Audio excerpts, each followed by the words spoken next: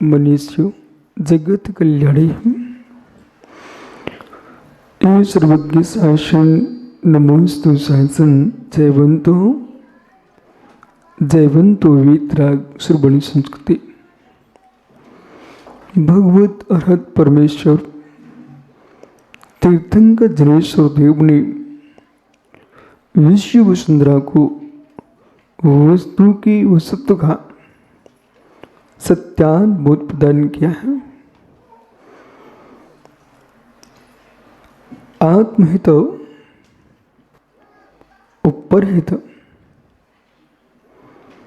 दोनों पर दृष्टि जिसकी है उसमें सामर्थ्य तो परहित भी करना चाहिए। सामर्थ्य नहीं है आदिधम का दब्बा यदि सक्कदी परदम चका दब्बा आदिदम परदम्बा आदिदम सुष्टु आदिदम कारदब्बा। आत्महित करना चाहिए, सामर्थ्य परहित भी करना चाहिए, परंतु आत्महित परहित दोनों में श्रेष्ठ है आत्महित करना चाहिए। जो जीव स्वयं का ही हित नहीं कर पा रहा है वो जगत का हित क्या कर सकेगा। पतंता स्वयं अन्यस्क हस्तालंबनम। इतना दुर्बल प्राणी है, इतना कमजोर व्यक्ति है जो स्वयं ही पतित हो रहा है, वो दूसरे को हाथ का आलंबन क्या दे पाएगा। जो स्वयं को ही नहीं संभाल पा रहा है वो दूसरे को संभालने में समर्थवान नहीं हो सकता है। सर्वप्रथम जीव को स्वयं को संभालना चाहिए। स्वयं की आस्था दृढ़ है, स्वयं का विश्वास दृढ़ है, स्वयं की श्रद्धा दृढ़ है, आप दूसरे की श्रद्धा को दृढ़ कर सकते हो। यदि आपका विश्वास दृढ़ नहीं है तो दूसरे का विश्वास भी तुम दृढ़ नहीं कर पाओगे। मंजिल ऊंची नहीं होना चाहिए, नींव पक्की होना चाहिए। ये मत सोचो कि समय कम है इसलिए जल्दी भवन खड़ा करना मुझे। नींव खोदी नहीं, नींव भरी नहीं, नींव को आपने ठोका नहीं, मित्र इमारतें खड़ी कर भी लोगे, एक भूकंप के झोंके में तुम्हारी पूरी इमारत नीचे आ जाएगी। और ज़्यादा कमजोर हुआ तो भूकंप की भी आवश्यकता नहीं पड़ेगी, वायु के झोंके से नीचे आ जाएगी, बारिश में ही नीचे टपक जाएगी। इसलिए सम्यक दृष्टि जीव होना अनिवार्य है। पहले सम्यक दृष्टि हो जाइए, फिर सम्यक दृष्टि हो जाइए। जब तक सम्यक दृष्टि नहीं बन पाएंगे तब तक सम्यक दृष्टि भी नहीं बन पाएंगे आप। इतने सहज हो जाओ जैसे सरता का पानी। इतने सहज हो जाओ सरोवर का पानी। मृग आए वो भी पी जाता है, मृगेंद्र आए वो भी पी जाता है, पक्षी आए वो भी पी जाता है, पशु आए वो भी पी जाता है, और मानव आए तो वो भी पी जाता है। आज तक सरोवर ने, आज तक सरता ने अपने पानी को पीने वाले के लिए मना नहीं किया। जैसे सरोवर का पानी सबके लिए है, सरता का पानी सबके लिए है, ऐसे मित्र तुम्हारी दृष्टि बन जाए, मेरा मन सबके हित में जाए। सांप्रदायिक जीवन जी लेना सरल है, पंथ का जीवन जी लेना सरल है, अपने परिवार को देख के जीना सरल है, अपनी जाति को देख के जीना सरल है। जगत के प्राणी मात्र के प्रति मित्री भाव आ जाए, ये मित्र आत्मिक साधना है। आत्मिक साधना दो प्रकार से होती है। एक आत्म लक्ष्य करके पर निरपेक्ष एक साधना वो है आत्म लक्ष्य करके पर सापेक्ष। पंडित अलंकर जी, जब तक पर सापेक्ष आध्यात्मिक साधना नहीं होगी तब तक पर निरपेक्ष आध्यात्मिक साधना नहीं हो सकती। पर सापेक्ष आध्यात्मिक साधना, पर निरपेक्ष आध्यात्मिक साधना। हो सकता आपने शब्द ना सुना हो कभी, लेकिन शब्द नया नहीं है, शब्द आगम पुराना है। आध्यात्मिक साधना पर सापेक्ष, आध्यात्मिक साधना पर निरपेक्ष। समझिए, उपवास करना, नीरस आहार लेना, ध्यान में खड़े होना, पैदल विहार करना, यह है शारीरिक साधना। काय क्लेश तप करना, बहिरंग तप शारीरिक साधना, अंतरंग तप आध्यात्मिक साधना।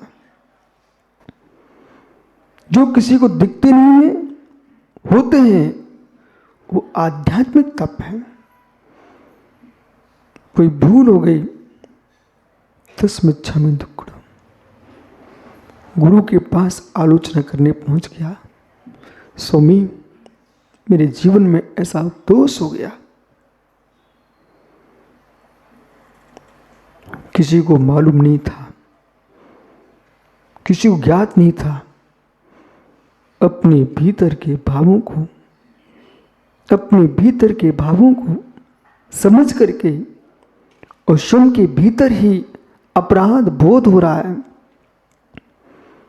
उस अपराध से अपने आप को भिन्न करना चाह रहा है, प्रायश्चित लेकर के चित्त शुद्ध करना चाह रहा है। ये आध्यात्मिक तप है, आभ्यंतर तप है। ये कौन कर पाएगा? ये कौन कर पाएगा? जिसको भगवान बनने की रुचि है। ये कौन कर पाएगा? जो दोष को दोष मानता है, जिसने अपराध को अपराध ही नहीं माना, अपराध को राध मान रहा है, वो आंतरिक साधना नहीं कर सकेगा। राध अपराध, पाप अपराध है, आराधना राध है। भगवत कुंद कुंड स्वामी ने श्री समय सार जी ग्रंथ में राध की व्याख्या की है। पंडित बराबर कुंद कुंड स्वामी ने श्री समय सार जी में राध की व्याख्या की है। आत्मस्थ है, राध में है, आत्मशून्य है, अपराध में है।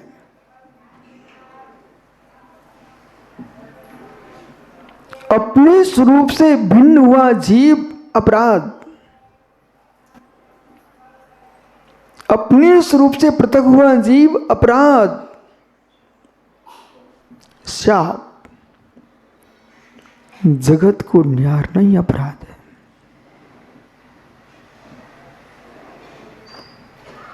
संग चलाना भी अपराध है। अब से भिन्न, आपसे भिन्न हो रहे हो, आपसे भिन्न हो रहे हो। पर को संभालने के लिए अपने से भिन्न होना पड़ रहा है, अपराध। किसी को किसी ने पत्थर मारा, ऐसे अपराधियों को तो शासन ने पकड़ा, पर अपने से अपने को भिन्न कर रहा है, ऐसे अपराधी को जन शासन पकड़ता है। अपराध। आपकी पत्नी राहुल आपको कह रही थी, कुछ बोल रही थी, गुस्सा कर रही थी। आपने कहा इसमें मेरा क्या अपराध?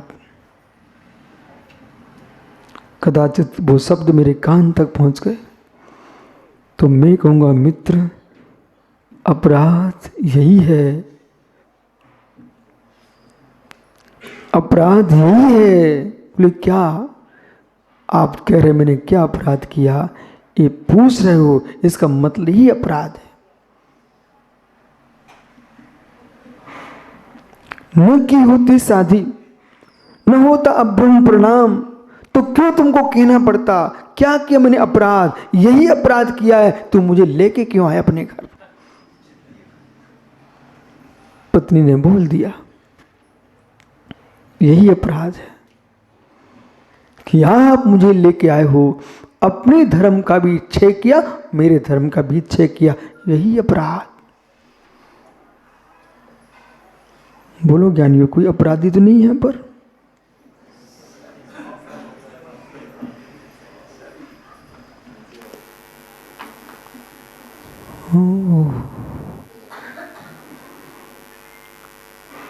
इस अपराध को सभी ने स्वीकार कर लिया।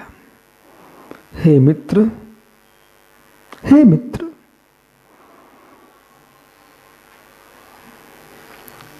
निज आत्मा को छोड़ करके दूसरे को देखना भी अपराध है। इतने गहरे अध्यात्म में जाएगा वही भगवान बन सकेगा।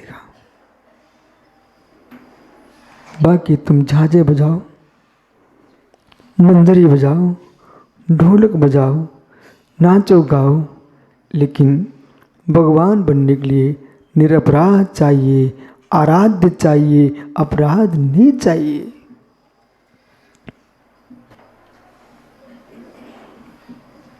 लोगों ने ये समझ के रखा है, जितना नाचेंगे उतने बड़े हम भक्त कहलाएंगे। वे तुम द्वैत भक्त हो सकते हो, अद्वैत भक्त नहीं हो। नाच रहे तब देख रहे थे क्या नीचे जीवों का क्या हो रहा है। शरीर स्थिर हो, आह्लाद उत्पन्न हो, आत्मा में आत्मा ही नाचे, यही परम नृत्य है।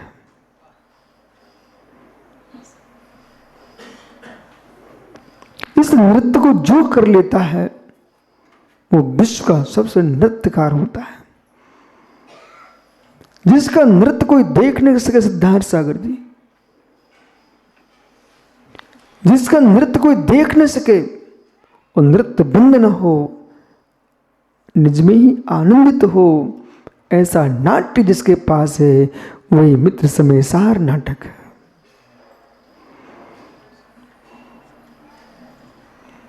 समय सार नाटक है।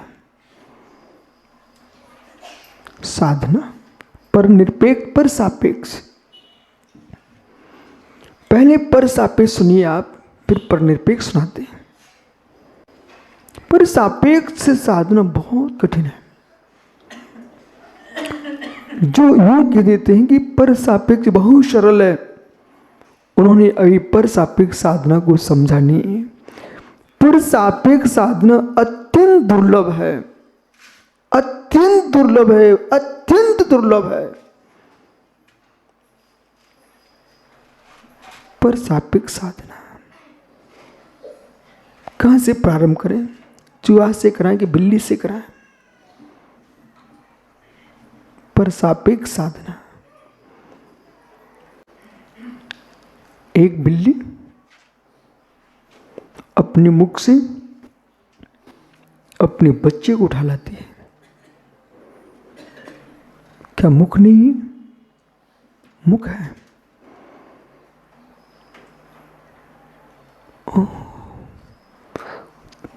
दांत नहीं है उसके अंदर, अभी दांत है। आंख नहीं है क्या? आंख है। जिह्वा नहीं है क्या? जिह्वा है। लेकिन बच्चे को तो कुछ भी नहीं हो रहा है, एक दांत नहीं लगा।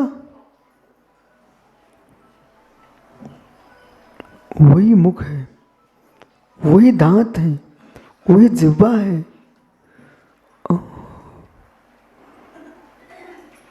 मां अपनों को तो बिल्ली भी संभाल के ले जाती है। माँ, अपने बच्चे को तो बिल्ली भी संभाल के ले जाती है, पर है बिल्ली, अपने बच्चे को संभाल के ले जाना ये बहुत बड़ी बात नहीं है।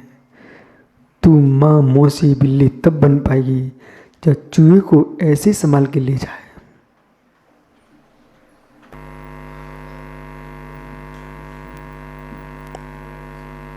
क्या हुआ?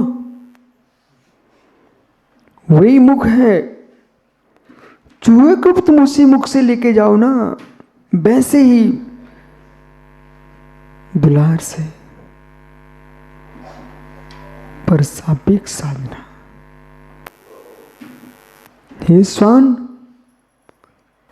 अपनी जाति के लोगों के साथ तुम कितने प्रेम से रहता है, उतने प्रेम से बिल्ली के साथ रह लो।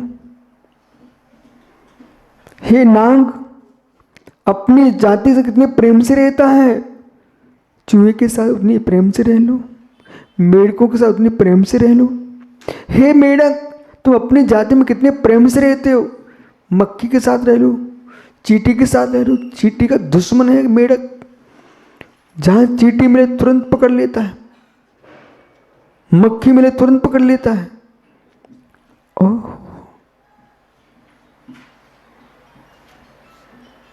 मित्र, हे सिंह, अपनी जाति के साथ तुम कितने अच्छे से रहते हो।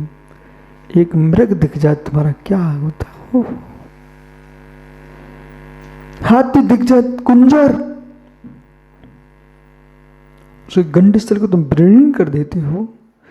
भैंसा दिखा एक बहुत मोटा, तुम सब इकट्ठे होकर के उस भैंसे को तुमने मार डाला।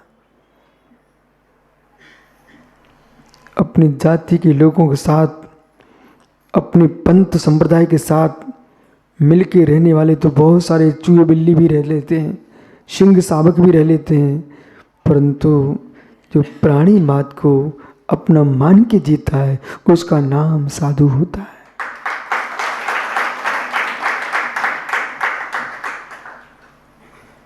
अंतरंग साधना।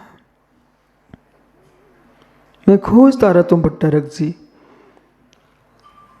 मैं साधु स्वभाव की खोज करता रहता हूँ, परंतु मिलते हैं बहुत कम, मिलते हैं बहुत कम मिलते हैं। अब स्वीकार है मुझे, अंगुलियों पर गिनने लायक ही लोग हैं साधु। एक पक्ष का साधक दूसरे पक्ष का चेहरा देखने के स्वीकार नहीं करता। एक संप्रदाय का साधु दूसरे संप्रदाय के साधु को देखना पसंद नहीं करता है। हम यहाँ कहते कि बिल्ली और चूहे को एक साथ बिठाओ, नेवला सांप को एक साथ बिठाओ। हे वर्धमान, अब तुम पुनः नहीं आ रहे हो। आपके शासन में गाय शेर एक घाट पर पानी पीती थी, आपके शासन में आपके सामने, पर आज क्या हो रहा है कि एक साधु, एक संप्रदाय के साधु, एक गुरु के शिष्य दो एक साथ प्रेम से नहीं बैठ पा रहे, अखाड़ा खोल के बैठे हैं। हे वर्धमान, तुम्हारे शासन में ये क्या हो रहा है?